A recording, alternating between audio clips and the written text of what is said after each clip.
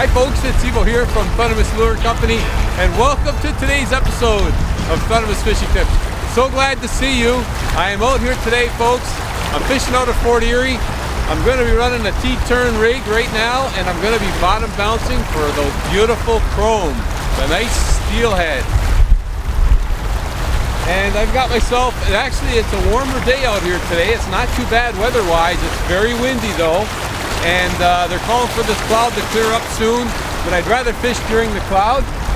And I want to talk a little bit about this bottom bounce technique, folks, today, because it's so important when you're fishing for steelhead, and it's just a fantastic way to catch steelhead. And it all starts with the T-turn swivel. You tie on a three-way swivel. I, as you know, use the T-turn, which is our own Thundermist's own design. It's designed to keep it tangle-free, and no line twist, no tangles.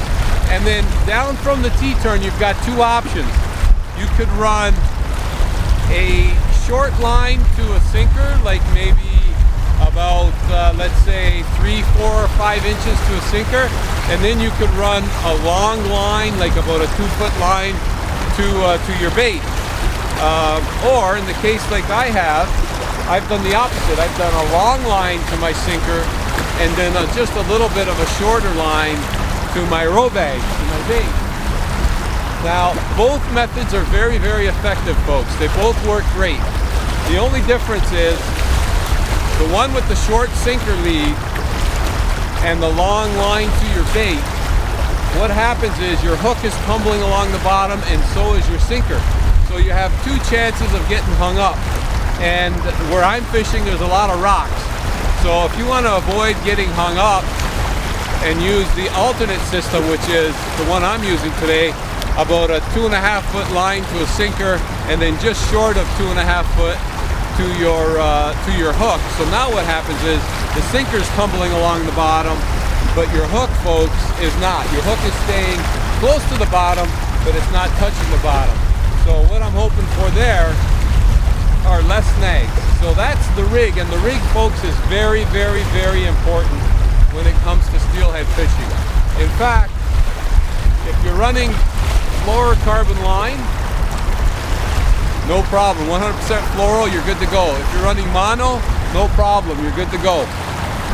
If you're running braided line, what I like to do with steelhead fishing is I like to tie on a very, very long leader line. So like I'm talking 10, 15, even 20 feet. And the reason for that is these steelhead are not like any other fish. They thrash around like crazy. They get head shakes, they jump, they twist, they turn, they thrash, and they pull so hard. If you're using just mainly braid with that no stretch, they're actually pulling on that hook, and every time they twist and turn, you got the chance for them to pull the hook right out of their mouth. So if you use a longer mono or fluoro leader, hey, there's a fish. He just picked it up. He just picked it up as I was, I just lost him. Just as I was ready to bring it in, he just picked it up and hit. Oh my. But yeah, I like to have that longer leader for that reason if you're running braid.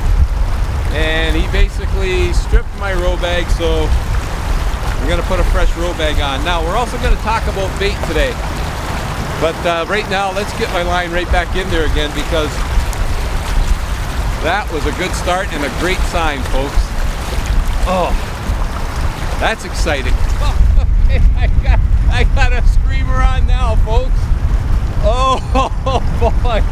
Okay, so that first fish really caught me off guard. I was just ready to bring it in, and he was biting, and I barely set the hook on him. And what happened was he gave me one of those classic steelhead jumps and thrashes and just shook the hook because it was a poor hook set. But this one gave me a good bite, and I set the hook on him real nicely, so hopefully I'll be able to land him. But boy, did he ever take a run after I set the hook. So, talking about baits, let's talk a little bit about baits. When you're bottom bouncing, folks, you can bottom bounce any bait that you want for trout. Worms, minnows, leeches if you want. And of course, row bags work extremely well. And today, folks, I'm running a row bag with salmon roe. And steelhead loves salmon roe. Very, very effective. Look at them thrash around down there. Okay. Wow, he's twisting and turning and thrashing and giving. Holy mackerel.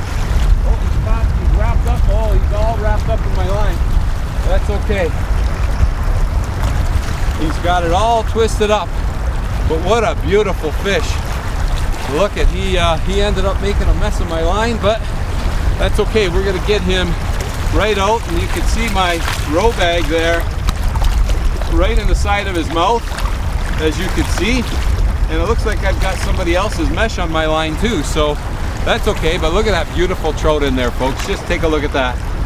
And it looks like I've got 3 other row bags there. If you notice, I got 1 at my T-turn and 2 at the fish, but only 1 of them is mine. So obviously there's been other people fishing out here. Let's get this guy off the hook. But what a beautiful, beautiful steelhead right there, folks, and a great start to my day. Oh, look at this. I got someone else's hook. I got another hook over there. I've got 3 rigs there, folks, 3. I'm gonna keep this fish, but look at this. Oh my, folks, isn't that a beautiful steelhead right there? Look at that. That's why they call them chrome. And this one, folks, oh, it might have a bit of a fin clip here. You see that top fin is a little bit rounded. So this looks like, folks, it was a stocked fish, which means those stocked fish are really, really thriving and doing well. But what a beautiful, beautiful steelhead right there, folks. And these make for good eating. I've got a great recipe for baked steelhead. I'll put a link here for you. You can check it out, because that's exactly what I'm going to do with this fish tonight. But I got to grab a photo for our Instagram and Facebook friends. What a fantastic start to our day right there, folks. There's another hiccup, folks. Oh, what a nice bite. Oh no. Okay, there we go. I thought he got himself around the rock. Okay, I mentioned about these row bags, folks. You could also bottom bounce beads, trout beads. You could also bottom bounce streamer flies. So there's a lot of baits you can bottom bounce. It's a great technique. And when it comes to row bags, I like to use a larger size row bag when the water's murky, and then a smaller size row bag when the water's clear. Now, he went and tucked behind the rock. I might have to walk to go get him out. He's behind the rock right now. There's all rocks down there, so I'm gonna walk along this beach, folks, and see if I can get him out of those rocks. Okay, I got him out, folks. I just walked on the other side of that rock, and I got him out, so he's still on. That's fantastic. Oh, and he's peel and drag. Oh yeah. Okay, the other 2 things I wanted to mention. Hook size. I'm using a size 6 octopus hook. I also like a size 4. You could also use smaller hooks. You could use size 10 if you want, size 8. But my preferred size is a size 6. And then the only last thing is the sinker. Just make sure the sinker is heavy enough to keep you on the touching bottom. And you could run a pencil style sinker to avoid snags. I'm just running today a regular bell sinker. Oh yeah, lucky to land this fish right there, folks. Look at that nice steelhead right there. That is a beauty. And this time I only have 1 line with it, not 2 others.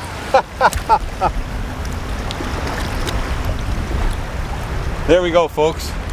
That's gonna be a keeper too right there. But you know what? We got a windstorm coming today, and I said to myself, I want to get out just for an hour, do a little steelhead fishing, because there's a major front blowing through, as is typical this time of year.